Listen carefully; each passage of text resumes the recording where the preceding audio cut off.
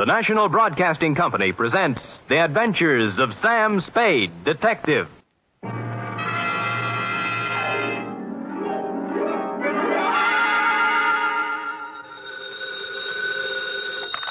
Sam Spade Detective Agency. Me, sweetheart. Oh, it's you. What kind of a greeting is that? Oh, it's you. Well, Sam, I may be only your secretary and all that, but I do have feelings, you know. What have I done now? If you'll recall... Yes? You were supposed to take me to the Geary Theater last night. Yeah? And you never showed up. Well, Effie, Oh, I know. You'll make up some big story like you always do. Always an excuse. No, I'll try to tell you the truth, and then... The truth. It'll probably be a story about at least 2 or 3 people being killed. Yeah? How you had to be there to straighten the whole thing out. Well, as a matter of fact... And then there'll be beautiful women with hair like carved smoke and crimson slashes for mouths. You would leave that out. Now that you mention it, Effie... And you'll throw in shooting and getting knocked out and glass keying your way into houses and anything else you can think of. Effie... Well, if you think that I'll fall for that... Effie, will you please... What's your big fat story? You've already told everything about it but the title. I might as well add that. My big fat story is called The Shot in the Dark Caper.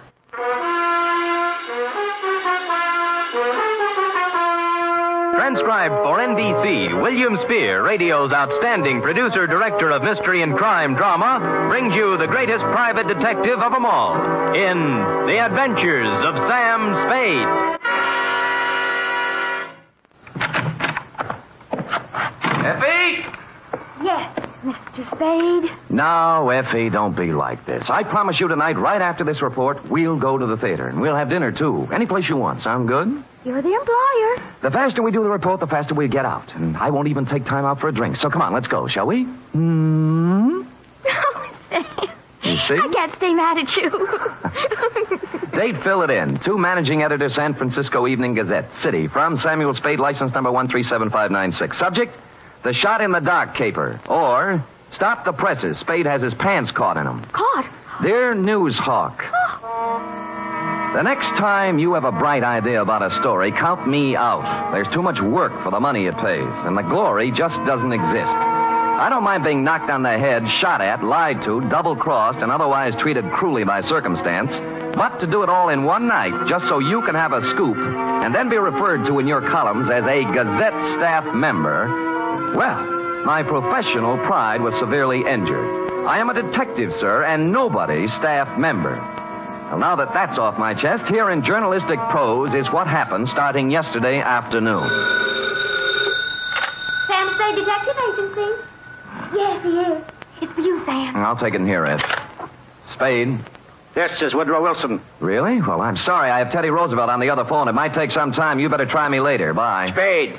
Huh? Somehow I thought you were above that sort of corny repartee. I am above nothing, sir, as long as it's ethical. Now, which Woodrow Wilson is this? I'm the new managing editor of the Evening Gazette. Well, welcome to town. What can I do for you? I have a job you might like, an interesting job and interesting money. How interesting? If you find out what I want, you can almost name your own price. Can you get over here in 3 minutes? With any sort of a tailwind, I'll make it in 2. A new track record.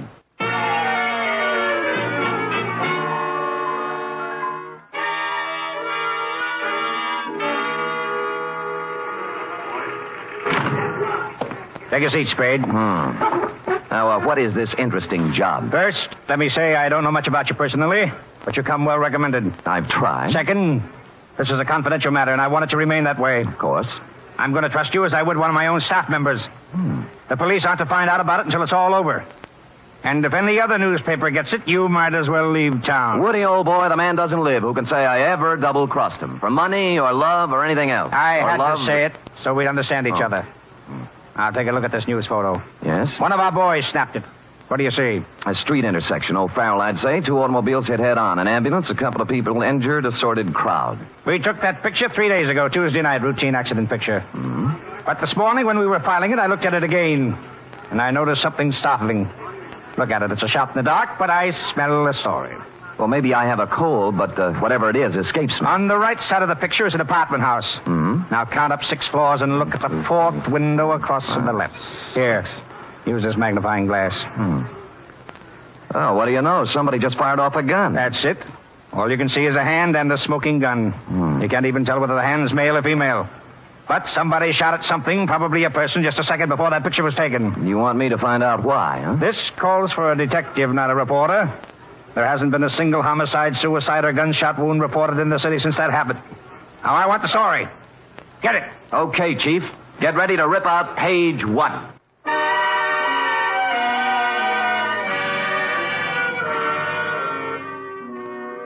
The apartment house was the Greystone. It was actually an apartment hotel and a little shabby. I entered an hour later with a suitcase and an out-of-town look. The nameplates on the mailboxes showed about 5 vacancies, including one on the 6th floor. I rang the manager's door buzzer. Good afternoon. I'd like to rent an apartment if I could. Come in. Just drop your suitcase anyplace. My name's Ed Barry. How are you? Your suitcase is leaking. Oh? We charge one price, $175 per night. Well, I don't have that kind of cash with me or my checkbook. Could I pay you tomorrow? Well, sure thing. Your name? Mark Humboldt. Mark Humboldt. B-O-L-T? Yes, that's it. Where you from, Mr. Humboldt? New York, boy, New York. 48 East 51st Street. Near Broadway. Mm-hmm. Next of kin? Huh? Any family, relatives? No. Oh, you own a car? Look, I'm just renting an apartment, not taking out life insurance. Well, you see, there's a state law here requires us to get this sort of information. I'm sorry, but there's nothing I can do. No car. A bank account? Corn Exchange Bank. You own any property? Yes, I do. Albany, New York. Oh. Just how much, would you say? 6 feet in a cemetery. I expect to be buried there. Yeah, well, I guess that about takes care of it. Anything on the 6th floor? Well, why the 6th particularly? My lucky number. Oh, well, I'm sorry. Maybe later. Right now, we got nothing on the 6th. Come on, I'll show you around.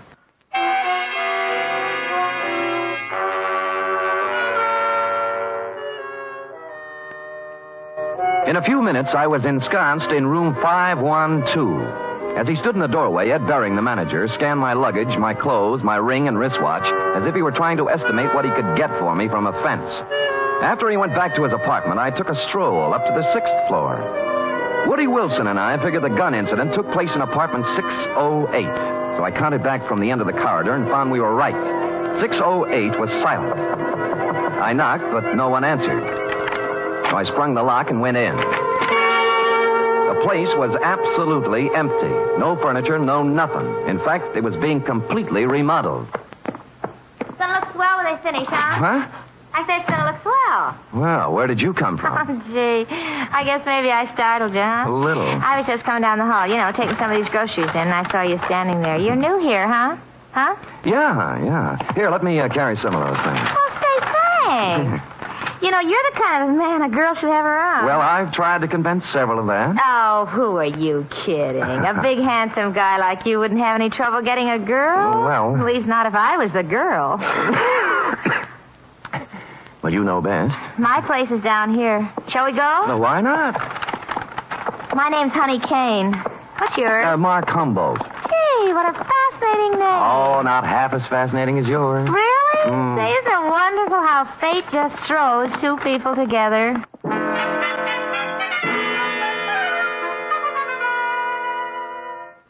The bags of groceries we were carrying had a layer of dust on them, and the bags looked as if they'd made 50 trips to the grocery store. No one had to hit me on the head. Sam Spade, detective. She was small in peroxide, and if you like 'em stupid, small in peroxide. She lived in apartment 620 with a roommate who was quite a bit different. Prettier, smarter, and quieter. Sandra, I want you to meet this very nice gentleman, Mr. Mark Humboldt. Humboldt. Oh, sure, I remember the Mark part, but this is Sandra Lynn. How do you do, Miss Lynn? Hello. Yes, well, nice day. Great. Well, Just put the groceries down here, huh? Oh? There. Now, let's have some fun. Like fun, Mr. Humboldt? Wouldn't be without it. You're priceless. Well, come on, let's start with a drink. How about you, Sandra? No, you kids have your fun. I'm going out for a walk.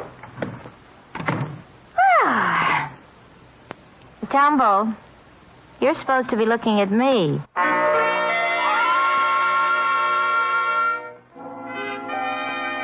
An hour later, under the pretext of going out for some snuff, I shook her off and left.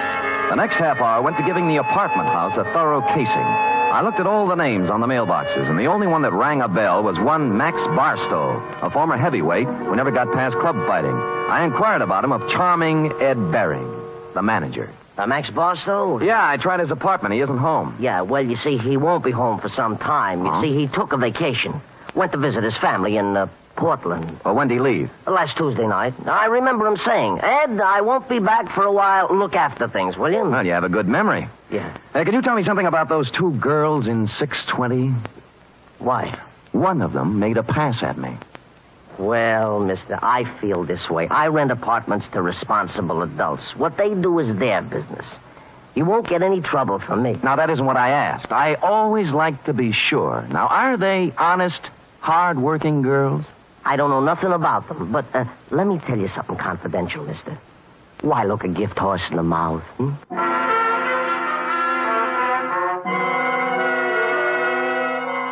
Well, I gumshoed around the apartment house some more, and one thing was sure. They were making a number of extensive alterations. For example, in the basement, there was a new cement floor. Said cement floor had been laid, I was told by the janitor, Wednesday morning. The morning after a gun was fired in 608. The same morning on which Max Barstow suddenly left to visit his parents. And about here in the plot, it was dramatically correct to wonder if Max might be sleeping under the furnace with a new cement overcoat covering him. I went back to my apartment for a couple of long ones and some thought. It was getting along about supper time when there was a feminine knock. I guessed it to be Miss Room Service herself, Honey Kane. But no. Better. Much better. May I come in? You may. Shall I leave the door open? I'd rather you closed it. Anything to make you feel at home? Drink? No, talk. Oh. What are you doing here, Sam? The name's Humboldt, Mark Humboldt. All right, play it any way you want. But I've seen you around. I know who you are. You move in today, and half hour later you find our apartment. Why? Your apartment found me. At least half of it did. The gift horse part. Maybe so, but I figure you helped a little somewhere. Hmm. What are you trying to get on us? Nothing. I just moved in here for a place to live. With one suitcase and a bottle? Oh, I'm an actor. Look, whatever it is, lay off, will you? I've had enough trouble in my life. Things are just starting to go right. Sandra, I don't know what's on your mind, but as far as I'm concerned, you're clean. All right. Maybe I made a mistake. I'll try to make it up to you sometime. Well, maybe you can start right now. I think I'll open the door again. Just a question. Seen anything of Max Barstow lately? I knew it was something. I knew it. No, I haven't seen Max Barstow lately. He went somewhere to visit his family, and I'm telling you, either leave me alone or something's going to happen to you. You won't like.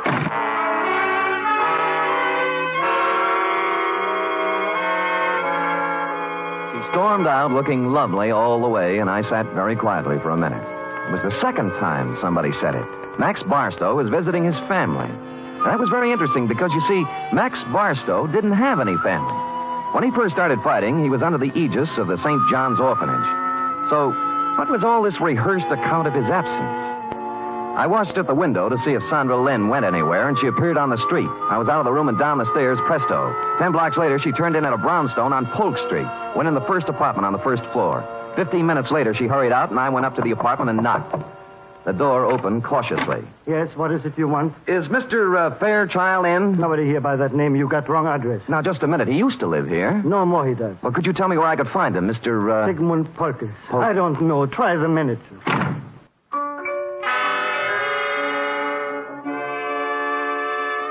On the way out, I looked at the card on his door buzzer. It listed his apartment as belonging to a Mr. Rothschild. At the moment, there was nothing to be made out of it, so I went back to the Greystone. And when I got to my room, it was very obvious that I'd been visited during my absence. Yeah? Oh, it's you. What happened to my suitcase? I'm sorry, Mr. Humble, but I didn't realize it before. You see, that apartment was already rented, so I guess you'll have to find one someplace else. Look, you have 4 other vacant ones in this apartment house. Give me one of those. Sorry, no vacancy. Well, then give me my suitcase. Yeah, that's the one that leaks. Just a minute, I'll bring it out, Mr. Humble. I'll go in and get it myself, Mr. Barron. I said stay out. I said I'll go in and get it. Right, you will.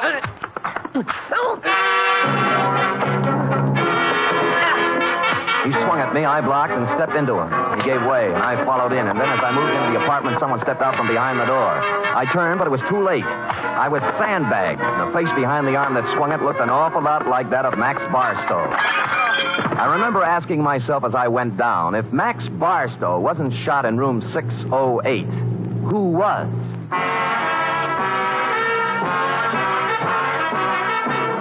You are listening to the weekly adventure of radio's most famous detective, Sam Spade. And now back to The Shot in the Dark caper, tonight's adventure with Sam Spade.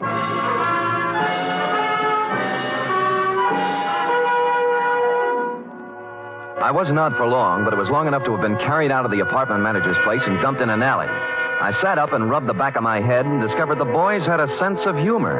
Pinned on my chest was a note that said, "Beat it." This time, when I went back, I had my gun handy to hand. Nobody was home at Mr. Bering's apartment, so for something to do, I looked in on Max Barstow's diggings, 413. I glass keyed in and turned on the lights. And a search revealed items, a rent receipt showing Max was paid up for 2 months and intended to stay put. But more interesting were 2 phony detective badges, a policeman's uniform, and a flash camera. Couple these with a dossier on a man named Sigmund Polkus, and I knew just what Max had been doing since the fight game stopped paying his bills. It read, Sigmund Polkus, 60 years old, Minneapolis, just sold 2 restaurants for $175,000. Intends to retire and settle down in San Francisco. That's as far as I got when Honey poured herself on me again. Oh, Mr. Humboldt. Yeah. What are you doing in Mr. Barstow's apartment? Come in. Max, you shouldn't be here. Mr. Barstow ever found out. Honey, you can drop the act. Act? You know who I am, and I know who you are. You're part of the bait for one of the oldest rackets in the world. World? The Badger Gang. Who, me? You. All right, Sam. I didn't know who you were at first until Sandra told me. Now, you tell me, what are you doing in Max's room? A number of things. First of all, getting enough evidence on him to give him a free vacation on the state. Second, I wanted to see who would show up and why. Now, what's your story? I just dropped in to see if Max was here. Try again. Sam, if I tell you anything, will you leave me alone? If I can bear it. I came over to get some things from Max. You know. Where's he staying? Right across the street in the Arlington, 314. Mm-hmm. Ed Bering manages both apartment houses. Why doesn't Max stay here? Who are you working for, Sam? I'm just asking. A client. Not the police? No. Sam, I don't have a thing to do with the mark Max is working on now. Sigmund Polkus. Some old man. Did you hear any shooting here last Tuesday night in apartment 608? Oh, Sam, I didn't hear a thing. Not a single thing. All right, get whatever you came for, but remember this. You tell Max I was here, and I'll tie you into something that'll get you to Hatchapee if it's the last thing I do. Oh, sure.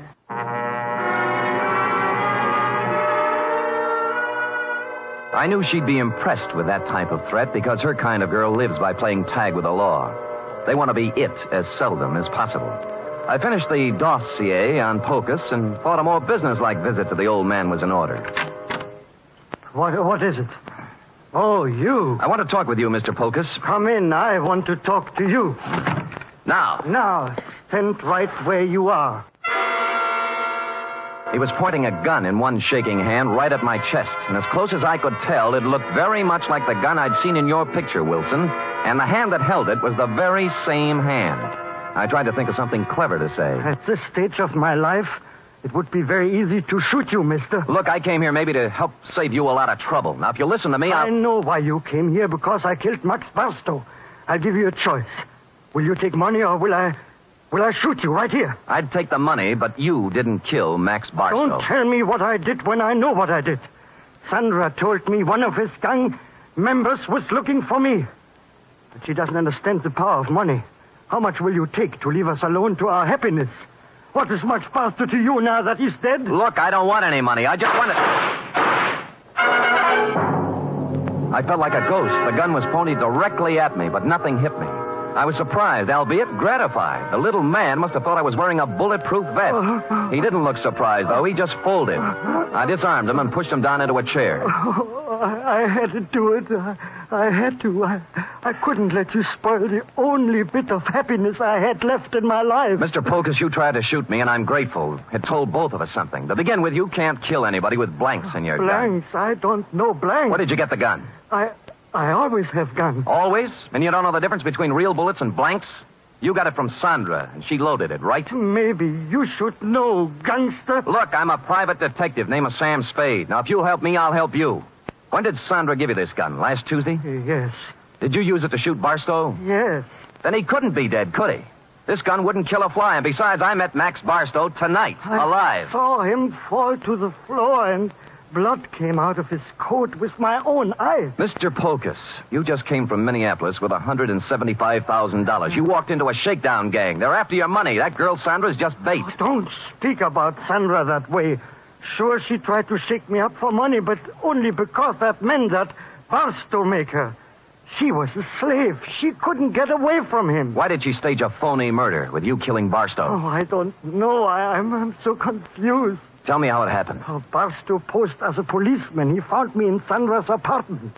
I was supposed to pay him $5,000, but Sandra told me she loved me, and Barstow was a racketeer. We were to meet in apartment 608 for to pay him.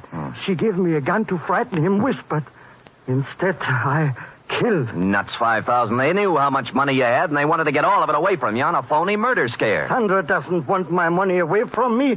She loves me. Mr. Polkus, I'm sorry disillusionment should come to you so late in life. But I say she loved me, and I can prove it. how? This morning, she became Mrs. Sigmund Polkus.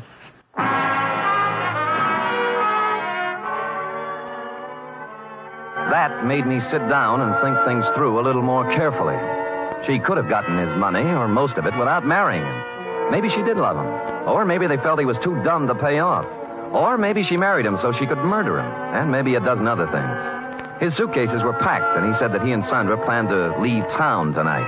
He'd been waiting for her when I came in, but she was already 2 hours late. I could think of only one place she could be. So I left poor Mr. Polkus and went to the Arlington. 314, the address Honey Kane had given me. And she was there. Oh, Sam. I'm glad you came. I was scared. I didn't know what to do. I'm scared. Now, honey, quiet down and tell me what you're scared about. In the bedroom. Max. He's dead. A knife job. When'd you find him? 5 minutes ago. I was with him before. And then I went out for some Chinese food when I came back. All right. Who else was here tonight? I didn't see anybody. But what? He was awful mad at Sandra. Said she was double-crossing him, and he wouldn't let her get away with it.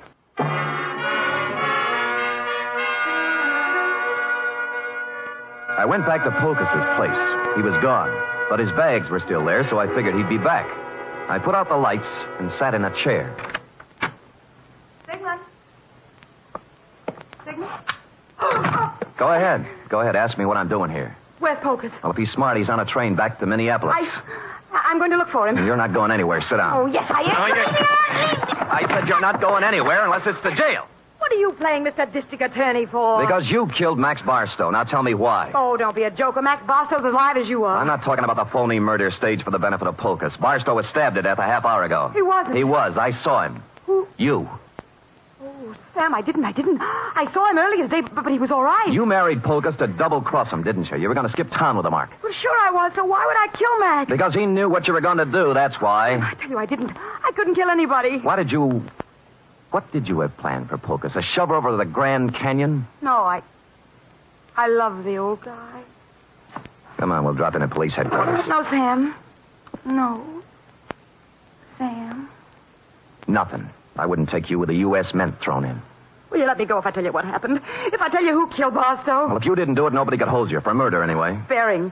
Ed Bering did it. We planned the whole thing together. It was a freeze-out on Barstow. Somehow he found out Ed had to take care of him. I didn't have anything to do with it. I tried to tell him not to. Tried to tell him not to what? Ed. I've got a gun in my hand, Bering. So have I. Which one of us is going to shoot first? You wouldn't shoot.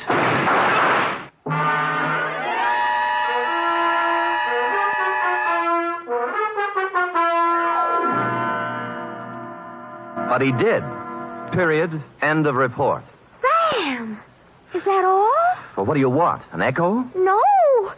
But he shot you and you're all right. Mm-hmm. Were they blanks like the other guns? They were not. They were genuine steel-jacketed bullets. But, You didn't listen carefully enough, Effie. I figured he'd shoot right away. He did, once. Just as I jumped sideways and fired 2 shots back. Did you kill him? No, but he's down with a little case of lead poisoning, though, under police guard. You're wonderful. It's true. All right, go type it up. Off with him.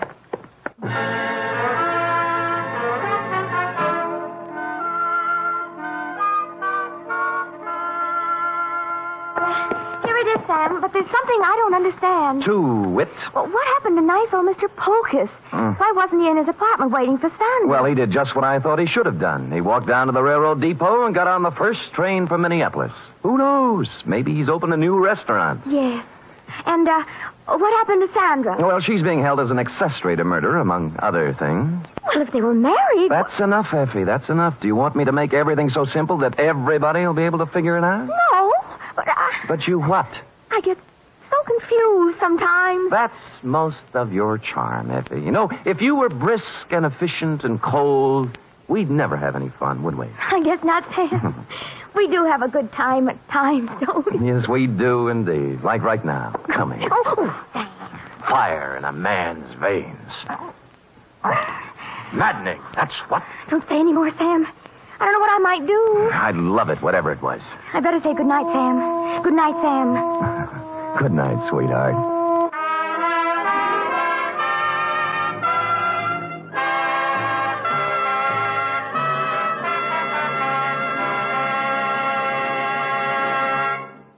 Tonight's transcribed adventure of Sam Spade was produced, edited, and directed by William Spear. Sam Spade was played by Stephen Dunn. Lorene Tuttle is Effie.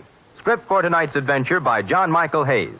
Musical scoring by Lud Gluskin, conducted by Robert Armbruster.